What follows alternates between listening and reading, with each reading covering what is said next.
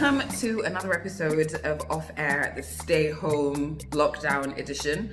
Hope you guys are hanging in there well. We've just got like a few more days and then this lockdown will be over, but it doesn't mean that the Rona season is over. So obviously we need to keep all these guidelines in mind, social distancing, what have you. Gbemi's here though. Gbemi, what's good? I'm good. How are you? I'm good. Are you looking forward to the end of this lockdown?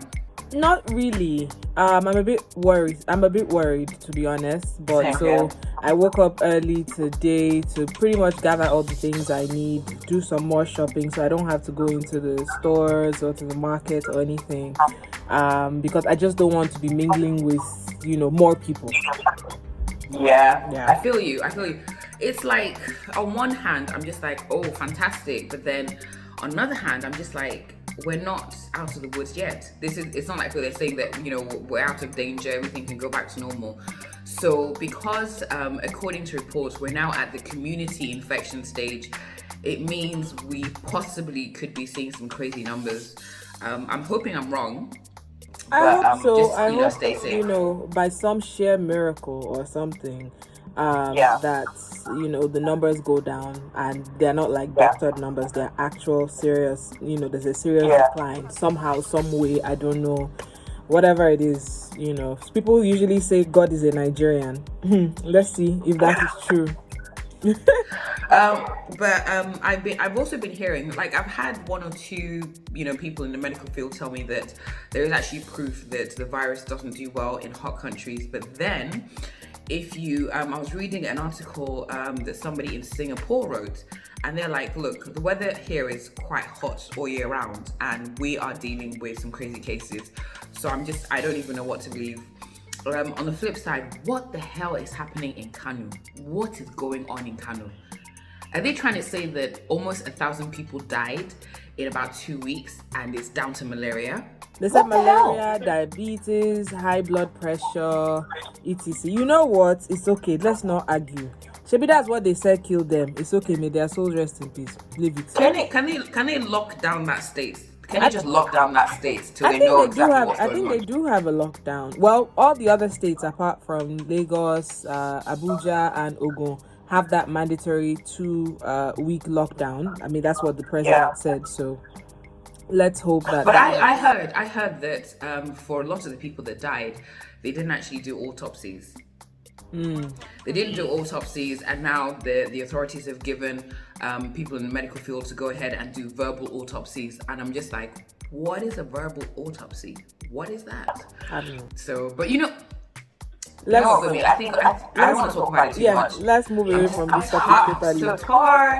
I'm so tired of the whole thing. So I've been quite busy on Netflix. Obviously, Netflix has become one of my greatest companions during this lockdown. Mine and my partners. So every night we always find something to watch on Netflix. So I came across this movie. It's called Brian Banks. Okay. Yeah, Brian Banks. And it's quite interesting. So you have this young man who's about 16 or 17. And he had big dreams of, doing great things within the NFL. There was this girl that he'd known for like many, many years. Now, what he didn't know was that she was very, very offended. She was very rejected. Anyways, next thing she does is she basically accuses him of rape. Oh God. She falsely accuses this, I think he was about to be 17 or something, or he was 17. So she falsely accuses him of rape. So he was given, is it 5 or 6 years, and then another 5 years of probation. So so he did his time. He kept on, obviously insisting he was innocent. And the girl that was accusing him of rape, the mom was very, very vocal, quite rightly, if she thought her daughter was assaulted. Then she even went back to sue the school district, saying that they didn't make the school safe enough for her daughter, and they won over $1 million, I think about $1.5 million from the school district. 6 years, and this was a young man that went to prison, was dealing with all these hardened criminals, and he didn't do anything wrong. So my thing is, do you think that women that falsely accuse people of rape or sexual assault, do you think they should go to jail? Absolutely, they should go to jail. They should, in this case, if they were able to get her confession on tape, she should have been made to pay that money back times 2 safe and also go to jail. How can you, like, first of all, well, let's look at the statistics first of all. There are very, compared to the actual rape cases, there are very few cases. False rape cases. Yeah, false rape cases. However, if you are going to tell a lie that someone did that to you, you know what? You deserve everything bad. Honestly, you deserve every single thing bad. Spiritual, emotional, financial. I mean, come on. I was furious. So basically what happened is, obviously, you know, when all the charges or the verdict was overturned, or, you know, whatever the legal jargon is, the school district that awarded her and her mom money, they now went after them, and they were awarded, I think they said that they had to pay like 2.5 million back. But these stupid people, that 1.5 million they got, yes, it'd been about 10 years or whatever. So they squandered all that money. So they now said they didn't have like the 2.5 million. And then I think they kind of were like dodging the law, but no criminal charges were brought against her. That is where I have an issue. And I'm just like, how can you do that? Like, that is a crime. That is a crime, what you did. Because there's perjury, there's one or two other, you know, like I said, I don't know the legal jargon, but I'm just thinking that she should go to jail. She should actually go to jail. And I just feel that anytime I read about a case where a woman has been accused of falsely, has been accused of basically bringing false charges against somebody, I get so upset, because you know that sexual assault and rape, these issues, the charges are so difficult to bring against somebody.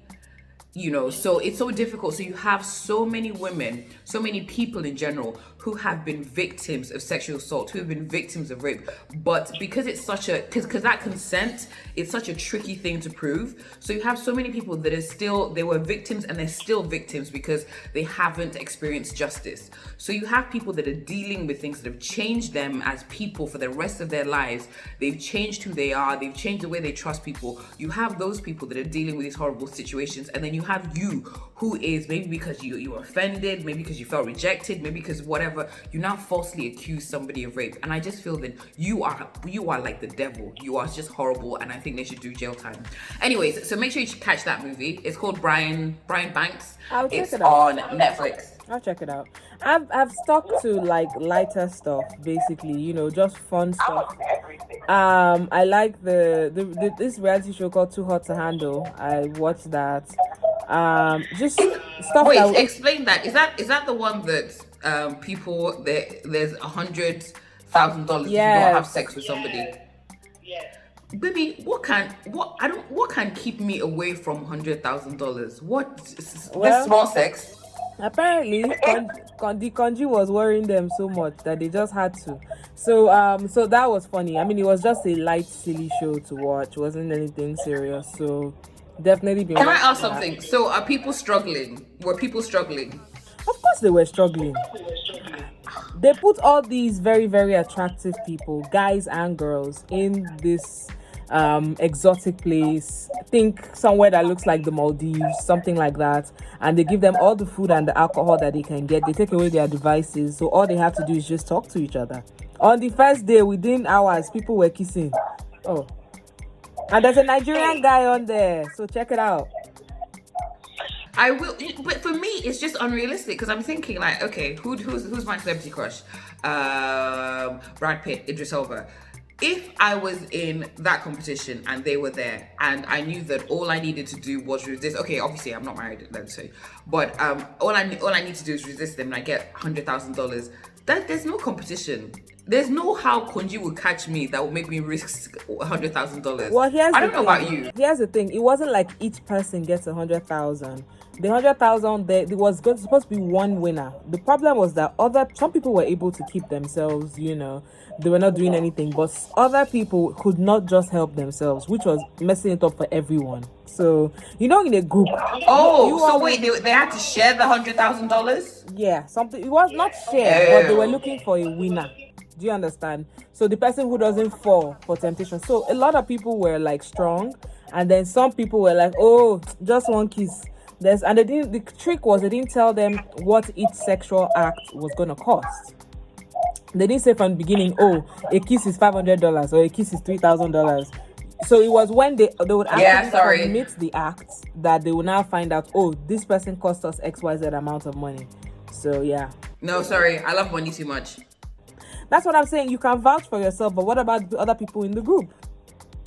They need to get their behinds beaten. Okay, so Too Hot to Handle. Brian Banks if you want something a bit serious. Too Hot to Handle if you want something light. I think for me, I found it quite beneficial to just have like a balance of both. So to have, the serious and then the not so serious. Like another serious thing I was watching, there's a series, Helen of Troy. Yeah. Is it Greek mythology? So there's like a Troy series on Netflix as well. Like I said, Netflix has become my biggest companion, excuse me. So that was quite interesting to watch. All right, what else is going on? Let's talk about this clip that was circulating on social media a few days ago, where this guy came home with a very bad report card and his father was dazing him, giving him a couple of slaps. I mean, with each slap, and the mother or whoever it was recording. With each slap, I was flinching and I was flinching and I was flinching. I can't remember. I think he slapped him like 3-4 times, or maybe 2 or 3 times. And I felt hefty slaps. Yeah, and I mean, I could understand the man's, anger, because the school fees were also revealed. I don't know who was giving us all this information. First, we see the clip, then we see the report card where, it was shown that he got an A in music, but he didn't even show up for maths English exams. He didn't show up. What else? Then they showed like the bill for his school. I think the bill for that term was $21,000. And I was of course anybody would be upset no matter how rich you are. However, I felt like, there are other ways to tackle this issue. Yes, you want to daze that child, but I feel like there are so many other ways to discipline a child than beating or hitting. But people were arguing online. No, our parents beat us and we turned out all right. Not quite. You're crazy. Some of y'all crazy. First of all, I already told you about this research that my friend, she works at this research firm or whatever. They do a lot of research on Nigeria. And they already confirmed that part of the reason why Nigerians behave the way they behave is because they have been malnourished from birth.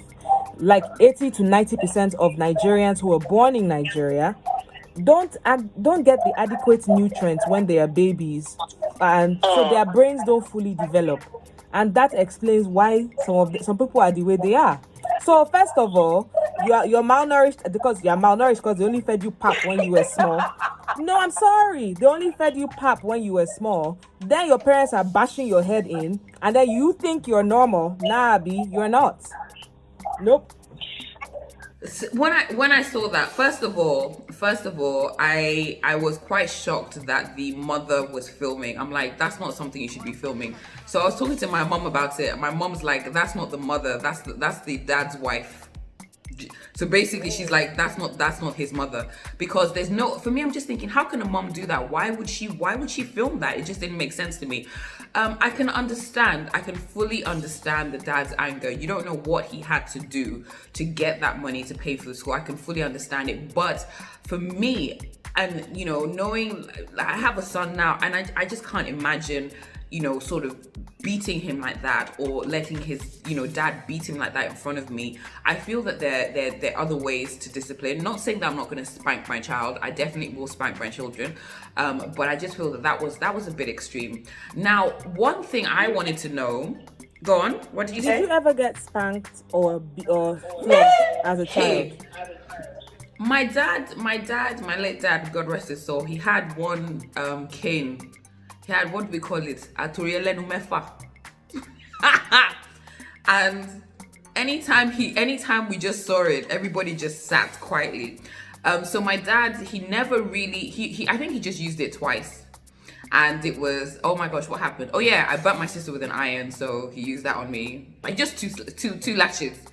But to be honest, I don't feel like we were beaten. We weren't beaten like we weren't beaten to the point where we got injured. Did your mom give you like a bara, pull your ears, things like that? Hey, my mom was an expert at that. Yeah, my mom used to do that, and then my dad only flogged me maybe once or twice, and it wasn't even that kind of flogging all over your body. It was stretch out your hand, flog, not I mean, I remember when I was younger. Hold on one second. I was going down. My mom sent me down the road to get something, and then somebody on our street was flogging their child. What they did is they pushed the child to the balcony. The child was naked, and they were flogging this child all over their body. Why? That's too much. Even then, I was a kid then. Even then, I was like, "What now? What is it?" That's no. That's wrong. I disagree with that. I feel like there's a way that you can discipline. There's some people that are like, I'm never going to touch my children. Fine, as long as you find a way to discipline them the correct way. I don't have an issue with spanking. I don't have an issue with some light whatever. But that whole flogging, the whole naked thing, I don't like it when you have parents that disgrace their children. So for me, what I'm thinking of now is this poor, they said it was like 2018 or whatever. So this poor young boy, he has, been slapped in front of his family. It was on film. Now it's gone viral. What is he going to be dealing with? Oh no, so it's a bit much. But I saw this clip or this photo where the guy, that clip is an old clip. The guy has graduated and everything. Yeah.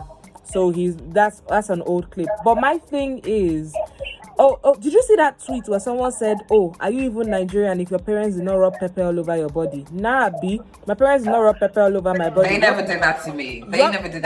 Your parents are crazy. I have a question. Why I need to ask the school a question. So why is it that this boy is they're collecting $21,000 from the parents? They're collecting that much money. The kid is not doing well in school. When did they let the parents know? When did they inform the parents that, okay, your son isn't doing so well, blah, blah, blah, blah, blah? Because for me, for that whole situation, I'm like, did he call the school? Somebody from the school should be there as well, waiting for a flogging as well. Because you cannot expect somebody to pay 21,000. The kid's not performing and you don't say anything about it. I feel like there should have been an intervention. So I don't know if there was. I don't know if the school maybe wrote to him and the son just decided whatever. But then they're also like learning difficulties. So that's something that we don't talk about enough here. Autism of course means that the way the child processes information will be different. There's so many children in this country that have autism that have been flogged because they don't know books. Think of maybe dyslexia, for example. Dyslexia. All these learning, they're all these learning difficulties. Yeah, disabilities or and then people, but they are flogging the child and knocking the child on the head, calling the child Olodo. Yeah, so I just feel that there are lots of kids that are dealing with learning difficulties and issues that a lot of people don't think about here. You just think, oh, you don't want to read your book, you don't know book, and then the next thing they're flogging the crap out of this child. I think as parents you need to get educated. Another thing is not everybody is academic. Some people are more creative, so they're better off in like a vocational school where they can learn something or whatever it is. I had a relative who was like that. Like, she never did well academically, but she was very, very creative. She could bake, she could do makeup, she could do so many things. So, people are different. And I understand. I'm not saying, just because your child is not good in math and English means, okay, let's withdraw you from GS3. Yes, by all means, maybe finish, secondary school, and then you can go on to do other things. But I think before you start flogging, beating, parents need to learn how to speak to their children more. Yes, we feared our parents. A lot of people feared their parents more than they respected them. Fear does not mean respect or love. That's true. So people need to first of all cultivate the habit of speaking to their children. What is the issue? For example, how is it that you did not know that your child was failing? Usually there are 3 or 2 tests before the final exam. So what were you doing? Usually my mother used to ask me, so what did you get in your test? My mother knew when I was going to take a test. My mother knew when all those things, and she have an idea. Wait, but bear in mind, we don't know if the school did contact this parent. We don't know that yet. Apart So from the school contacting the parents, you as a parent, why are you not talking to your child? Unless the boy lied. That's the thing. To be honest, in this situation, we don't know. But I do see your point. I do agree with your point. I think it's very, very important to talk to your child. And then, what else did we want to talk about? Oh, Kim K and Kanye West. Is it true that she bailed him out with $53 million? That's the story that we heard. I don't know how. I don't live with them. We don't live with them. I mean, remember that time that he was tweeting? I think it was like, I don't know what year. I think it was 2016 or 2017. When he was sending messages to Mark Zuckerberg. Yeah, so I need money, I need to do this, I need to do that, or whatever. And people claim that she paid the money, or what, I don't know what the story was. And all of a sudden, it was announced over the weekend that he's now a billionaire. And next thing you know, Nigerians, especially Nigerian men, get you a supportive wife like Kim K. You forgot it. You people who used to always, anytime would say anything about Kim, they'll be like, oh, sex tape. Oh, so you forgot it now that she had a sex tape, Abby? Because of money. Wait, let's go back. Let's go back a little bit. Could you do that for your partner? Could you pay 53 million? Okay, let's say you were worth to Kim, though. You understand? Wait, but let's say you were worth $55 million. Could you pay $53 million in debt for him? I don't know. I'll say, God will see you through. Oh my God. Not even God will say. I'm like, God will see you through. Oh wow. I hope the captain is listening to this. I mean, obviously for somebody like him, it's no biggie. And if this person, if it's just that they were just stuck in a weird position, that's fine. But if this person's constantly in debt, obviously don't do that. But I don't see there's anything wrong with that. I feel that when you obviously get married, it should be like a partnership. So if he can help you out, great. If you can help him out, great. Just do what you need to do. But 53 million, go Kim. Wow. I don't think it was like, he needs this money. If not, he's going to be wrecked. I think if you're a business person, you're not going to be buoyant all the time. There's going to be times when you need to borrow, and I think that's what happened in his case.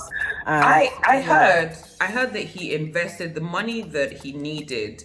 It was because he'd invested his personal funds in the whole Yeezy thing. Okay. So I think maybe it hadn't really blown up or whatever, and he just needed to, get back his personal funds. I don't know what the case is, but according to him, he actually reckons that he's now he isn't just worth $1 billion. He's actually worth $3 billion. Oh, nice. So let's just see.